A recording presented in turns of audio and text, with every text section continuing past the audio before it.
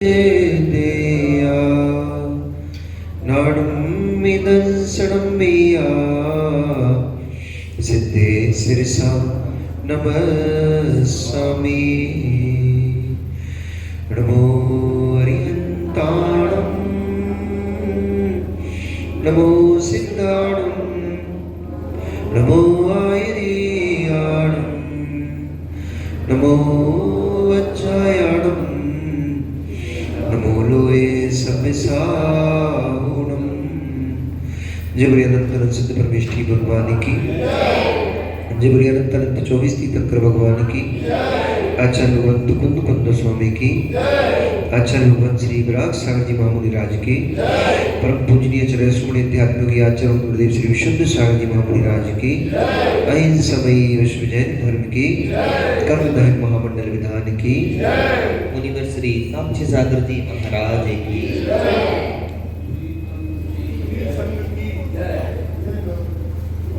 मनुष्यों वर्तमान शासन एक भगवान वर्तमान स्वामी के शासन काल में हम सभी भव्य जी विराजते हैं। महाश्रमण परमतारक उन भगवान वर्तमान स्वामी के मुख कमल से निश्चित भगवती मज्जनवाड़ी का हम सभी भव्य जीव करुणांजलि लगा करके पान कर रहे हैं। यह बागबादिनी यह भगवती मज्जनवाड़ी सभी जीवों का कल्याण करे, सभी जीवों का मोक्ष मार्ग प्रशस्त करे। आचार्य भगवंत यहाँ पर आज निर्द्वंद स्वभाव की व्याख्या करते हुए नीति सिखला रहे हैं कि जहां जहां द्वंद्व है वहां वहां संक्लेशता है, क्लेश है, अशांति है, और जहां जहां निर्द्वंद है वहां वहां सुख है, शांति है, आनंद है। जब तक अस्थिरता है तब तक द्वंद्व ही चलेगा, जब तक अस्थिरता है तब तक द्वंद्व होता है, और जहां जहां द्वंद्व होता है वहां वहां नियम से कष्ट होता है।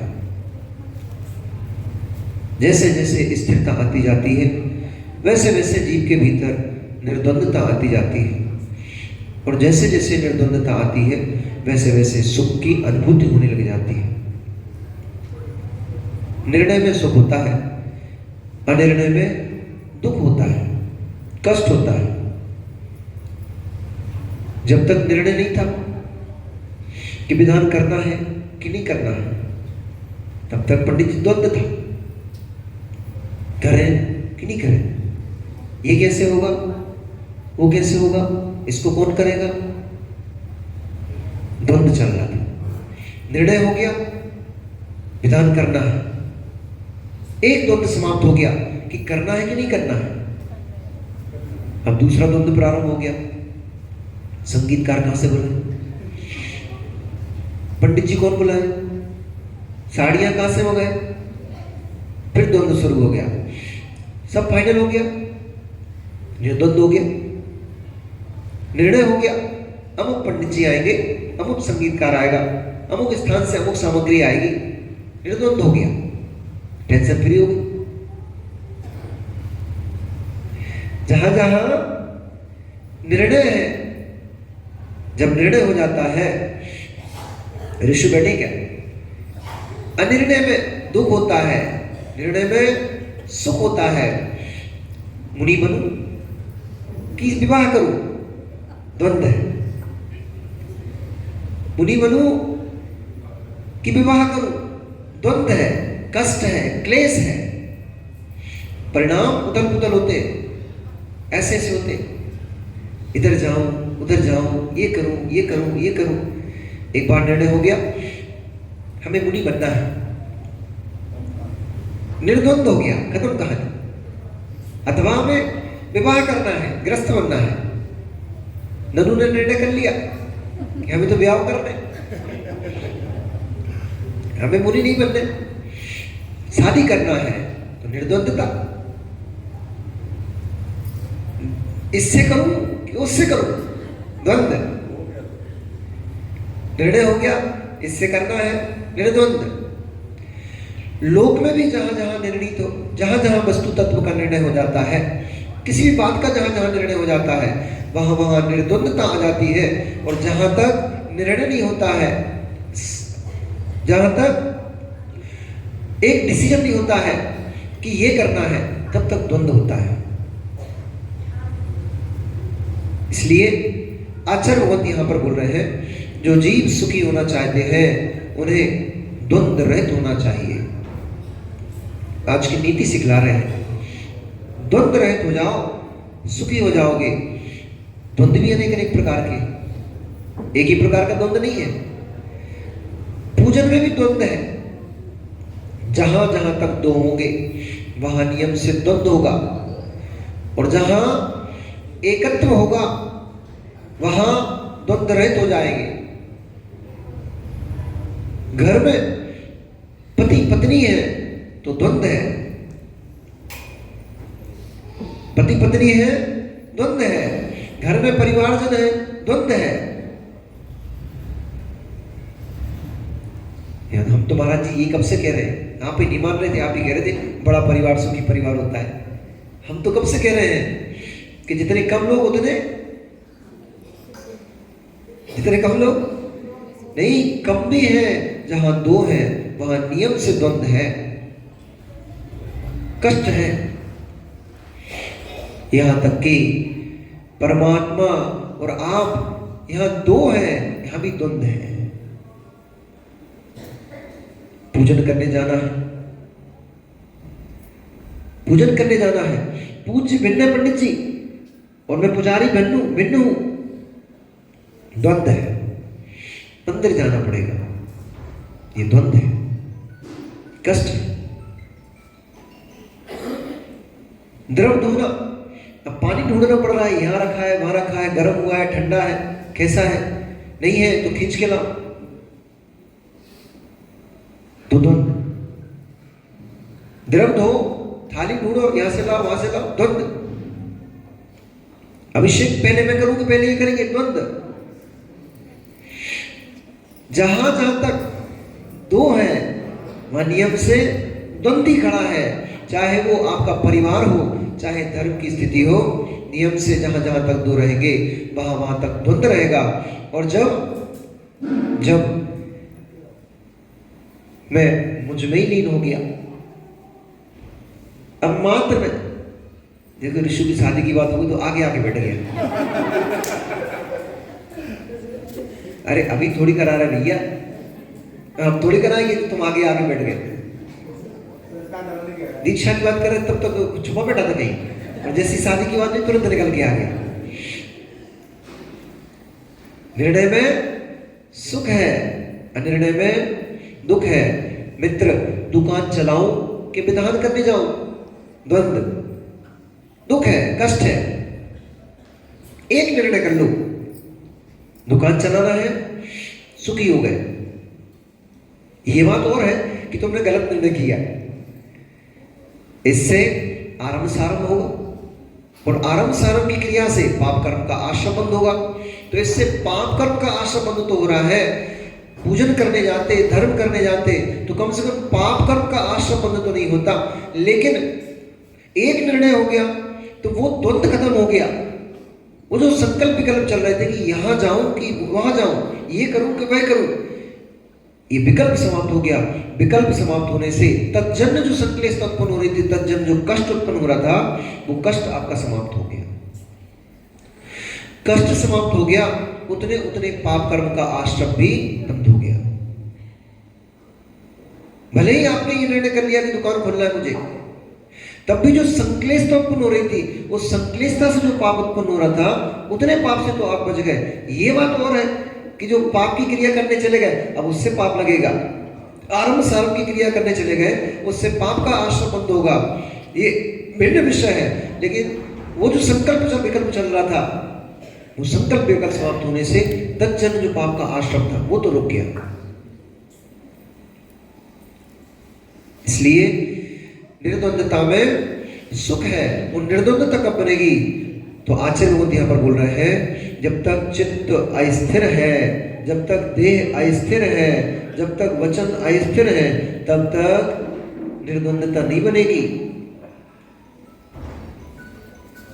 मन वचन काय प्रवृत्ति में लगा हुआ है तब तक स्थिर चित्त नहीं हो पाता है, और जब तक चित्त की स्थिरता नहीं होगी तब तक द्वंद्व समाप्त नहीं होगी। इसलिए चाहे अब दो प्रकार के द्वंद्व खड़ा करना पड़ेंगे, नहीं तो ये बोले महाराज जी ये आपने अच्छा बता दिया, हम तो यही चाह रहे थे। ये पंडित जी फालतू ठंडी में 7 बजे से बुला लेते, ठंड रहा ऐसा कोहरा पड़ रहा है, ओस गिर रही है, शीतलहर चल रही है, और ठंडी में पंडित जी बुला लेते, आप निर्णय कर ले रहे, सुखी हो जाएंगे। इसमें भी भेद खड़ा करके देखना पड़ेगा। द्वंद्व पाप क्रिया का और द्वंद्व शुभ क्रिया का। भगवान की भक्ति को भी आचार्यों ने द्वंद्व में रख दिया। क्यों रख दिया? क्योंकि वहां पर परमात्मा और मैं, यानी भक्त और भगवान दो हैं। तो ये द्वंद्व तुम्हारी वजह से, तुम्हारी अपेक्षा से द्वंद्व नहीं है। अभी तो तुम इतने द्वंद्वों में फंसे पड़े हो, वहां से निकालने का ये भक्ति आपका माध्यम है। नहीं तो भक्ति बंद करके दुकान खोलने लग जाओ। दुकान तो महाद्वंद है, घर परिवार जो गृहस्थी होती है ये तो महाद्वंद है, या तो घमासानी चलता रहता है। उससे शांति पाना चाहते हो, सुन रहे भैया, ये द्वंद्व से शांति पाना चाह रहे हो, ये घर के क्लेश से शांति सुख चाह रहे हो, ये परिवार के अशांति परिवार में मची हुई है, उस अशांति से सुख शांति चाह रहे हो, तो पहले एक द्वंद्व स्वीकार करो। पहले परमात्मा की शरण में जाओ, पहले सच्चे देव सद्गुरु की शरण में जाओ। वहां जाने से तुम्हारे जो बाहर की अशांति है वो शांत हो जाएगी, कुछ शांति का वेदन होगा। मतलब ईमानदारी वाली बात बताना, विधान में बैठ रहे हो यहां पर, कुछ सुख की अनुभूति हो रही है, कुछ शांति लग रही कि नहीं लग रही? अभी तो हमें महाराज यही पता नहीं शांति होती क्या वस्तु है। हम तो घर की क्रियाओं में, कार्यों में शांति मानते आए हैं, वही शांति है। अभी उठ के बच्चों को तैयार करना है, स्कूल पहुंचाना है, अभी बर्तन भाड़े करना है, रात के पड़े हुए हैं, फिर भोजन बनाना है, ये विकल्प है, ये अशांति है। एक क्षण के लिए, हाँ, जब सारे काम घर के निपट जाते हैं तो क्या लगता है अब शांति होगी थोड़ी, अब सब काम निपट गए। इसका मतलब आप वेदन तो करा करो, वेदन तो करके देखो कि जो घर की में क्रियाएं कर रही है प्रतिदिन की आपकी आदत तो बन गई है, पर इसमें हमारा चित्त कितना अशांत है, हम कितने संकले से घूम रहे हैं। ये करना है, अब ये करना है, सुबह के बर्तन बज नहीं पाए, फिर रोटी की तैयारी, रोटी बना के निपट नहीं पाए, फिर बर्तन खड़े हो गए, बर्तन मांज के निपट नहीं पाए, फिर कपड़े डले हुए, कपड़े धो के निपट नहीं पाए, फिर शाम के भोजन की तैयारी, इससे ही बाहर नहीं निकल पा रहे। कितना कष्ट है, कितनी संकलेशता है, भोजन करके निपट नहीं पाए, शाम की, अब शाम को क्या बना लें, फिर विकल्प खड़ा हो गया। कपड़े धोने निकले, मौसम पाउडर खत्म हो गया, फिर विकल्प खड़ा हो गया। झाड़ू लगाने के लिए झाड़ू उठाई, झाड़ू टूटी पड़ी हुई है, फिर विकल्प खड़ा हो गया। कितने विकल्प है घर में आपके?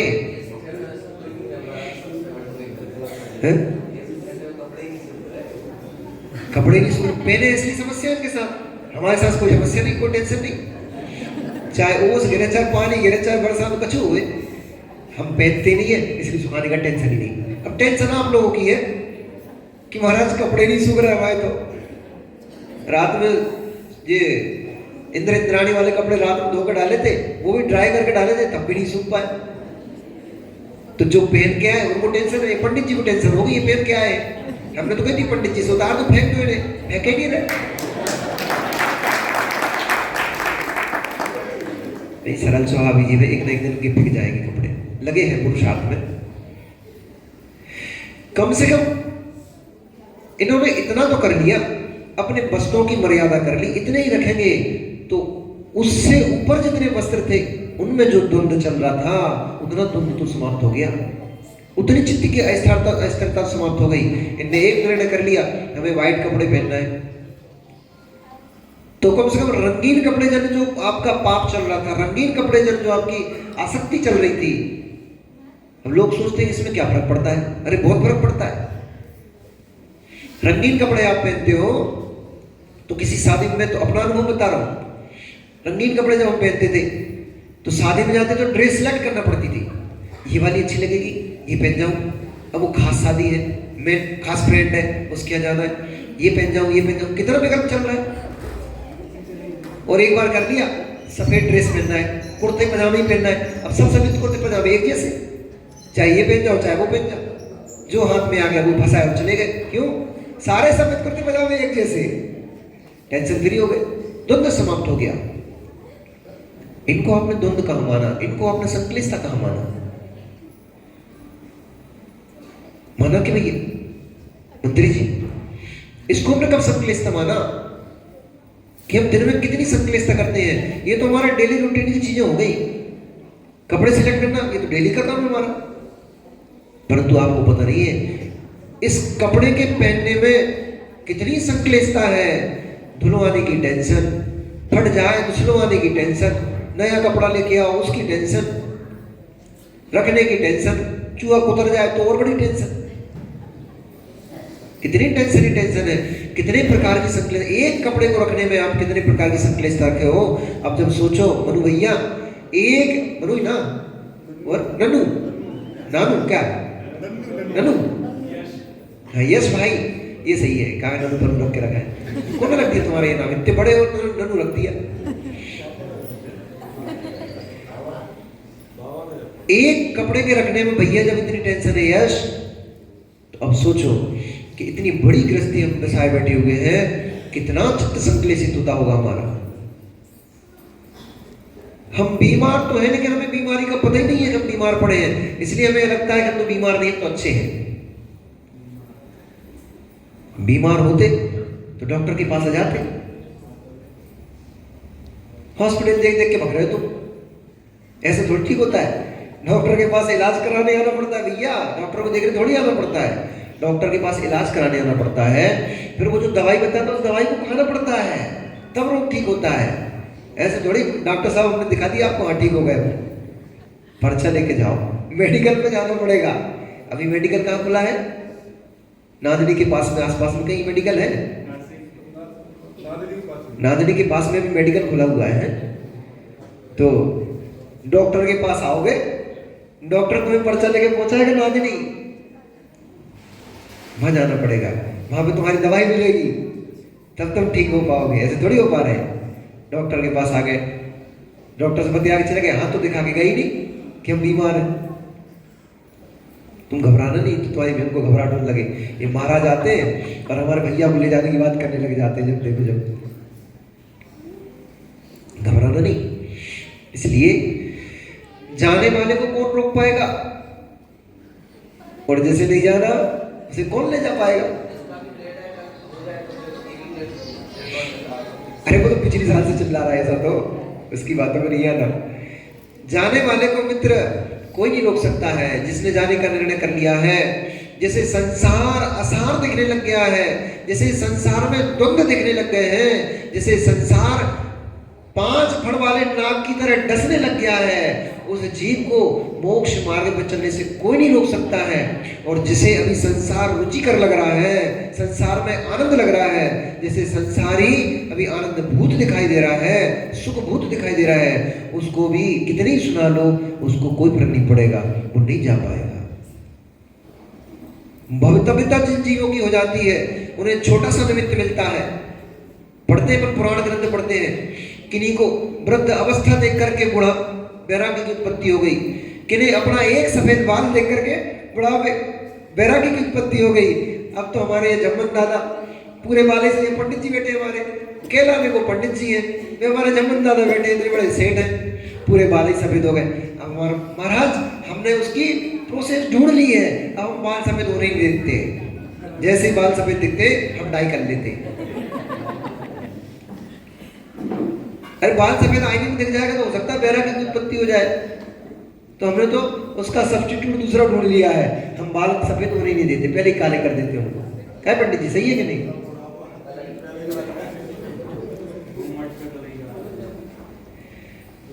अब तो पता नहीं पूरा का पूरा मुंड ही सफेद हो गया है, तब भी वैराग्य की उत्पत्ति नहीं हो रही है।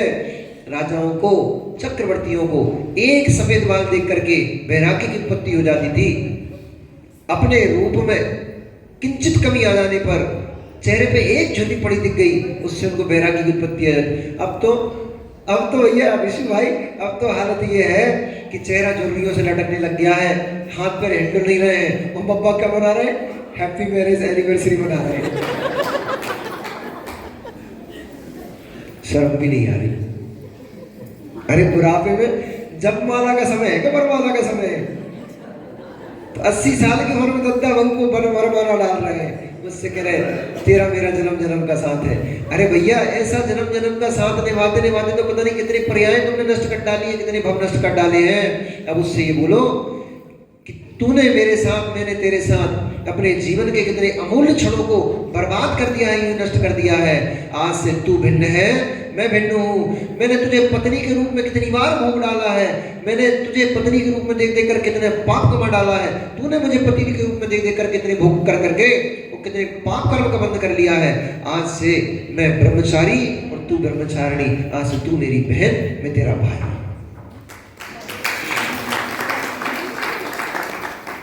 ताली तो बजा दी, ताली तो बजा दी। पर मंत्री जी से जरा पूछ तो लो, घर में जाकर ऐसा बोल पाओगे क्या? धन्य है वो युवा। पंडित जी, ये हमारे, अरे क्या नाम तुम्हारा? शुभम पंडित जी। शुभम, मैं ये भूल गया तुम्हारा नाम। शुभम पंडित जी, मेरे जीवन में 3 लोग ना बड़े आदर्श रहे हैं। ये घड़ी तो गलत चल रही, ठीक कर देना भैया। मैंने कहा अभी 9:30 बजे तो हम आए थे। मेरे जीवन में यहां तक पहुंचने के लिए 3 लोग बड़े आदर्श रहे हैं, और वो तीनों लोग युवा अवस्था में ब्रह्मचर्य ग्रहण किए। एक भोपाल में सचिन जैन है, वो मेरा मित्र है। वो स्वयं अपने आप में बहुत सुंदर दिखता है, उसकी पत्नी भी सुंदर है, धन संपन्न है, सभी प्रकार की सुख सुविधाएं हैं। उस व्यक्ति ने भरी जवानी में शादी के 2-3 साल के बाद ही उसने ब्रह्मचर्य ग्रहण कर लिया। पहले उन्होंने महीने में 25 दिन का 20 दिन का किया, फिर उन्होंने एक दिन छोड़ करके, मतलब एक दिन काय के लिए? पंचगणात्मक भगवान के माता पिता बनने के लिए एक दिन का ब्रह्मचर्य छोड़ करके शेष पूरे जीवन पर्यंत के लिए उसने ब्रह्मचर्य कर लिया। उम्र बहुत ज्यादा नहीं है उसकी भी, मुश्किल तो होगी 35 से 40 के बीच में। भरी युवावस्था में उसने आजीवन ब्रह्मचर्य ग्रहण कर लिया। एक हमारे संघ से जुड़े हुए हैं राकेश भैया, इंदौर, उनसे आप लोग शायद मिले भी होंगे। यहाँ पे बिहार करके जब आचाशी निकले तो वो साथ में रहते हैं आचाशी के। वो स्वयं भी बहुत सुंदर, उनकी पत्नी भी सुंदर और धन संपन्न, सभी प्रकार से सभी सुख सुविधाएं उनके पास। और सबसे बड़ी बात कि वो जो राकेश भाई है वो जन्म से जैन नहीं है, रघुवंशी संप्रदाय में, मतलब हिंदू संप्रदाय में रघुवंशी उत्पन्न हुए वो, और उन्होंने जैन धर्म स्वीकार करके और बाद में आचार्य से उन्होंने व्रत आदि लिए, मूल गुणों को धारण किया। अब वो प्रतिमाधारी वृत्ति है। उस व्यक्ति ने भरी जवानी में ब्रह्मचर्य ग्रहण कर लिया। एक तीसरे व्यक्ति है अपने चिरगांव में, डॉक्टर सुधीर जी जैन साहब, उन्होंने भरी जवानी में ब्रह्मचर्य ग्रहण कर लिया। मैं जब अपने जीवन में सोचता था, देखो छुपाना पाप है, छुपाने से क्या होगा, इसलिए मैं आपको सत्य बताता हूं। मैं सोचता था कि भैया महाराज बनने में कछु नहीं रखो, इधर उधर ठंडी गर्मी बरसात सब झेलना पड़ती, और बिहार कराने वाले नहीं मिलते। लोग भी ऐसे बोलते थे कि बिहार कराने वाले नहीं मिलते भैया, आहार कराने वाले नहीं मिलते, अब बेदिन थोड़ी रहे हैं, ऐसा नहीं वैसा नहीं। तो लगता था, डर लगता था कि क्या होगा, कैसे होगा, इतना बड़ा जीवन कैसे निकलेगा। परंतु मैंने सोचा कि अपन तो बढ़िया एक अच्छी सी लड़की से शादी करेंगे, धर्मात्मा टाइप की, और संयम से नियम से रहेंगे, उसको भी व्रत दिला देंगे, धर्मात्मा से करेंगे तो उसको भी व्रत दिला देंगे, प्रतिमा दिला देंगे, अपन भी प्रतिमा ले लेंगे, और शांति से अपन अपना जीवन जिएंगे। फिर हमने देखा एक ऐसे वृत्ति महात्मा जी मिल गए, तो मैंने उनको देखा कि यार एक बच्चा पैदा किया है इनने, एक बच्चा में इनको इतना कष्ट है, वो बच्चा शांति से जीने नहीं देता है, ना उसके कारण धर्म कर पा रहा है, ना कुछ कर पा रहा है। तो अपनी भी ये स्थिति बनेगी भविष्य में, अपन कितनी अच्छी लड़की से भी शादी कर लो तो भी स्थिति यही बनना है। फिर जब मेरी इन लोगों से मुलाकात हुई तो उनको देखा कि बात क्या है, ये सबके पास सुंदर सुंदर पत्नियां हैं, सबके पास मैं धन कमाने का शौक रखता हूं।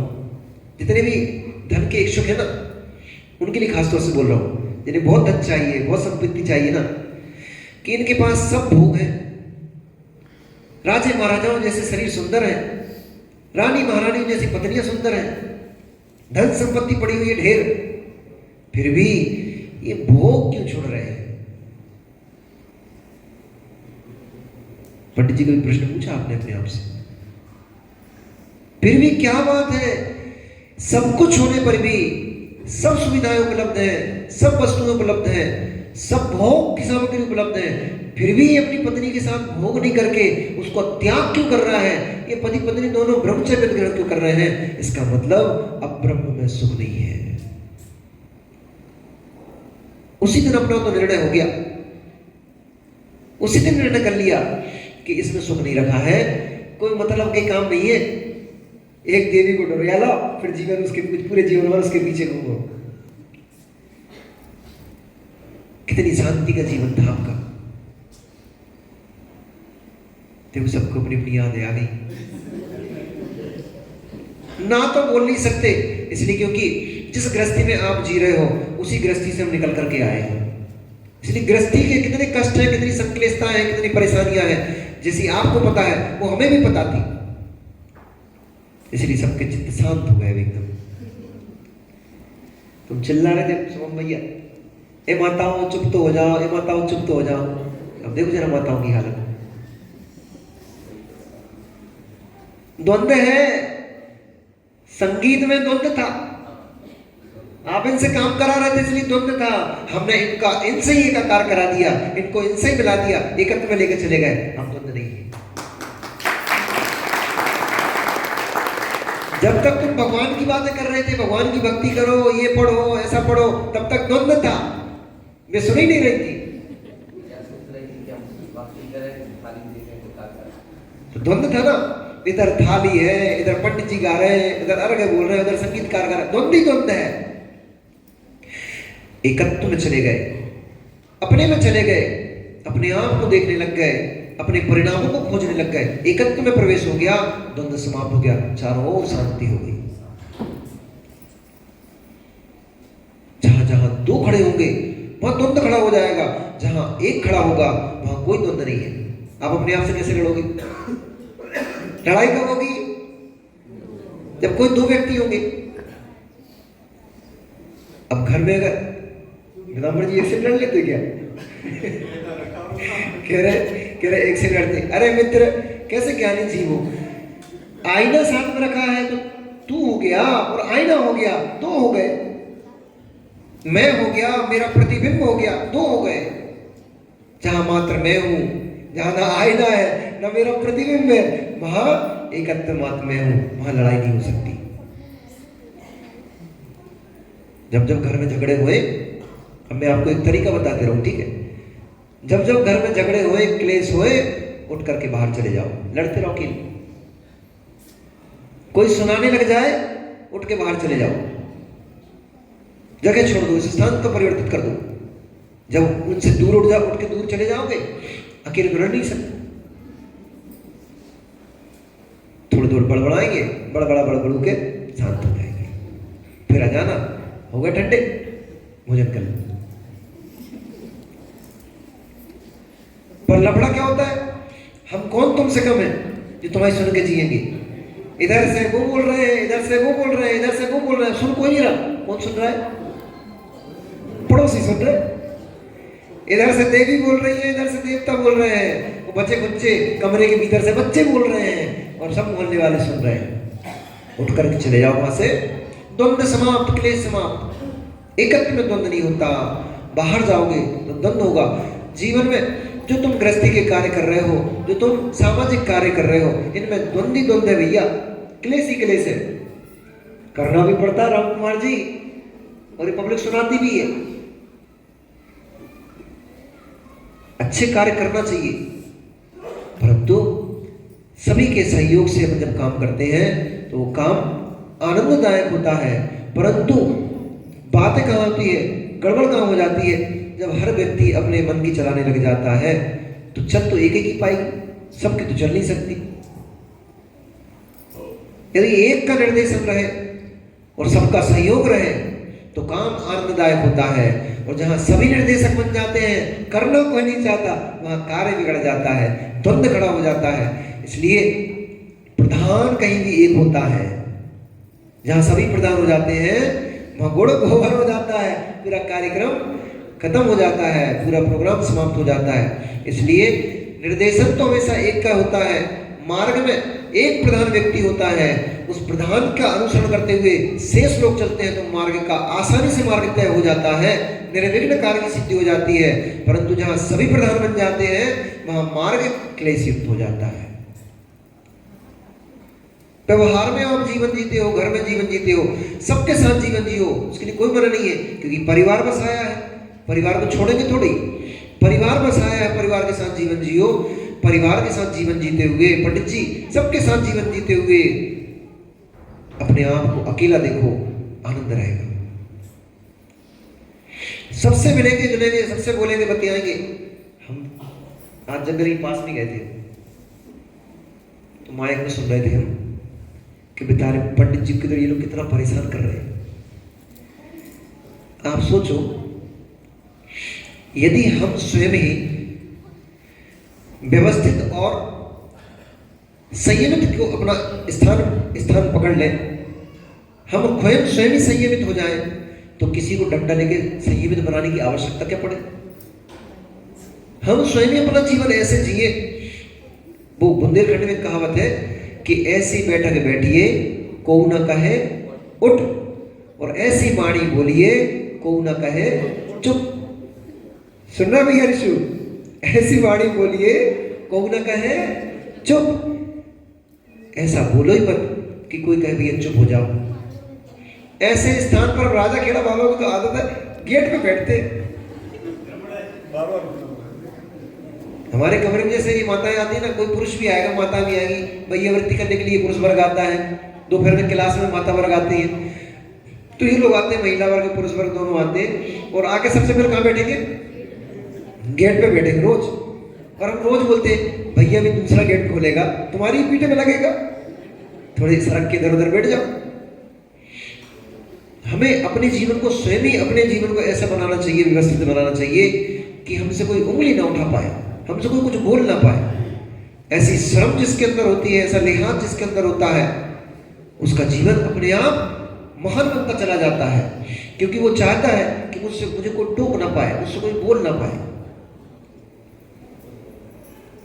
और एक ही गलती को कोई बात समझा रहा है, हम उसी गलती को अगर बार बार कर रहे हैं, तो फिर हम में और पशुओं के जीवन में क्या भेद खड़ा हुआ। पशु में हित अहित का विवेक नहीं होता। उसको मालिक समझाता है, एक दिशा दिखाता है, एक राह पे लेके जाता है, पर वो उसको जहां हरी घास दिखी तुरंत ही मुड़ जाता है। तो मैं सोच रहा था जंगल में बैठा बैठा, जब पंडित जी आप लोगों को बिठा रहे थे, अरे माता हो सुनो तो, अरे भैया सुनो तो, क्या सुन ही नहीं रहे तुम तो बाहर माइक चल रहा था। तो मैं सोच रहा था कि अब यहाँ के लोग तो ठीक ही ठाक है, ये तो आपस का मामला हो गया, ये तो चौंगे बाहर चल रहे हैं, उससे पूरी समाज पूरे लोगों को, बाहर के लोगों को तब पता लग रहा है कि जैन समाज के लोग कैसे। पंडित जी समझा रहे हैं, ये समझ ही नहीं रहे। महिलाओं से कह रहे हो चुप हो जाओ, वो चुप ही नहीं हो रही। तो तुम्हारी पूरी पोल पट्टी बाहर तक खुल रही थी।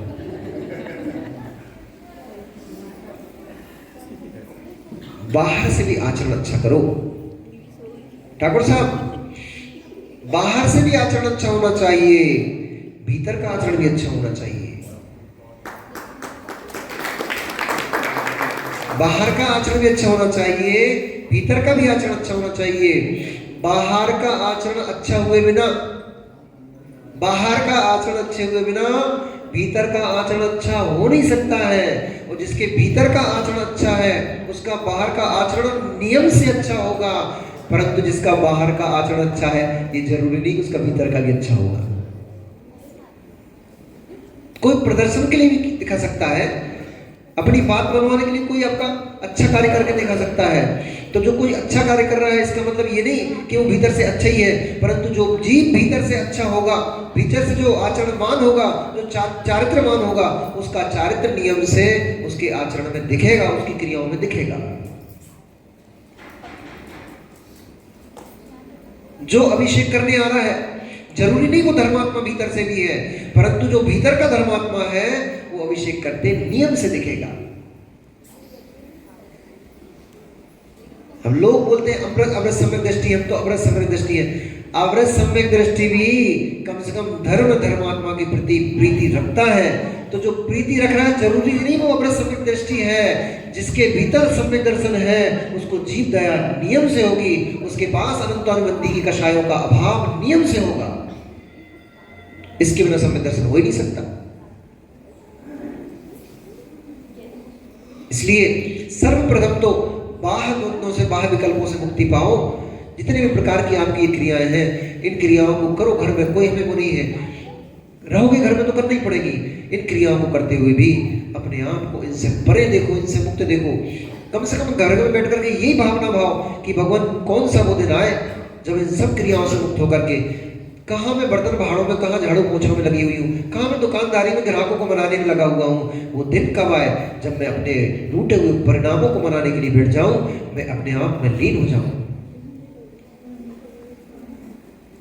जो व्यक्ति ध्यान की एकाग्रता में जाने लग गया है, अभी तुम्हारे घर के इतने विकल्प हैं, तो अभी तुम्हारे लिए पूजन पाठ विकल्प नहीं है। आपके लिए तो पूजन पाठ करना ही आवश्यक है, करना ही चाहिए, तभी आप पाप की क्रियाओं से मुक्त हो पाओगे, धर्म की क्रियाओं में लगोगे। जितने जितने भगवान के निकट आओगे, जितने जितने देवशास्त्र गुरु के पास आओगे, उतनी देर आपके कषाय परिणामों से निवृत्ति होगी, बाह्य परिणामों से निवृत्ति होगी। और बाह्य परिणामों से निवृत्ति तो बाह्य संकल्प विकल्पों से, द्वंद्वों से मुक्त हो गए। परंतु ये जो भगवान की भक्ति में मैंने जो द्वंद्व कहा था, वो किस अपेक्षा से कहा था? जो योगी सामायिक में बैठ करके अपनी आत्मा का आनंद लेता है, वो ना शास्त्र बोलना चाहता है उस समय, वो ना भगवान को देखना चाहता है उस समय, ना भगवान की भक्ति में लीन, उसको आत्मरस का आनंद आ रहा है। उस आत्मरस के आनंद में ये भक्ति भी विघ्न है, उनके लिए है ना, भी तुम्हारे लिए।